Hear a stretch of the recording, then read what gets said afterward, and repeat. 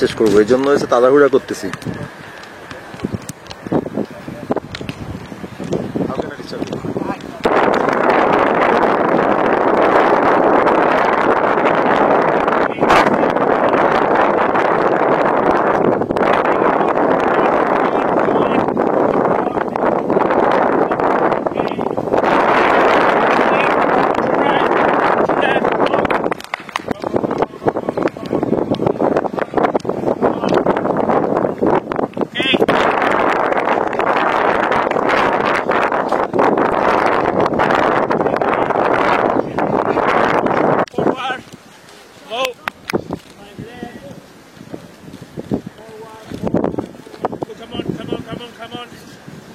That's good.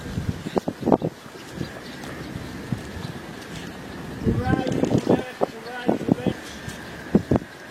That's it.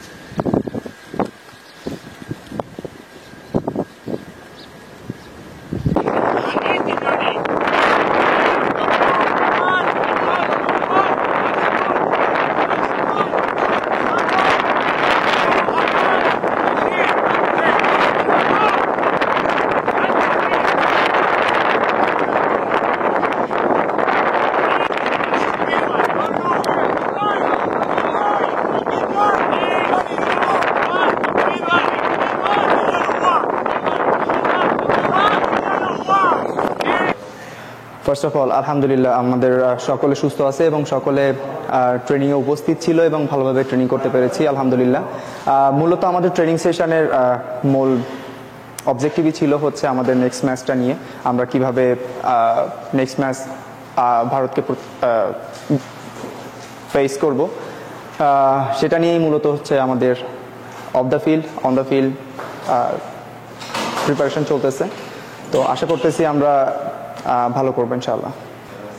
আসলে আমি visa জটিলতার কারণে টিমের সাথে ফ্লাই করতে পারিনি, একদিন পরে এসেছি সৌদিতে। বাট আমার মনে হয় না যে একদিনের জন্য ফিটনেসে কোনো প্রবলেম হবে।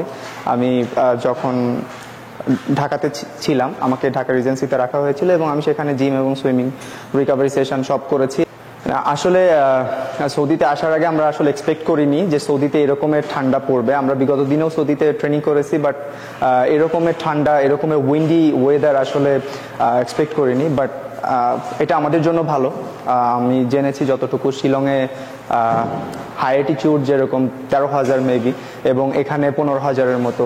সো আই থিঙ্ক এটা আমাদের টিমের জন্য ভালো, এবং এই ওয়েদারের সাথে আমরা যদি অ্যাডজাস্ট করে নিতে পারি, শিলংয়ে আমাদের ম্যাচটা অনেক ইজি হবে এবং আমরা ভালো করতে পারবো ইনশাআল্লাহ। আমরা সৌদি এসে যেটা করছি যে আমরা এখানকার প্রথম দিন যেটা সমস্যা ছিল অ্যাডাপ্টেশন নিয়ে, এখানকার ওয়েদারের সাথে খাপ খাওয়ানোর জন্য লাইট সেশন ছিল।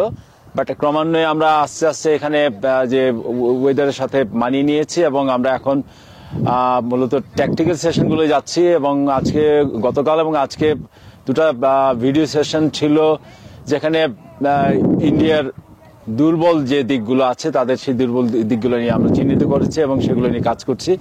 পাশাপাশি সামনের সেশনগুলোতে আসবে যে আমরা ওরা যে জায়গাগুলো ওরা স্ট্রং, ওই জায়গাগুলো আমরা কিভাবে প্রতিরোধ করব।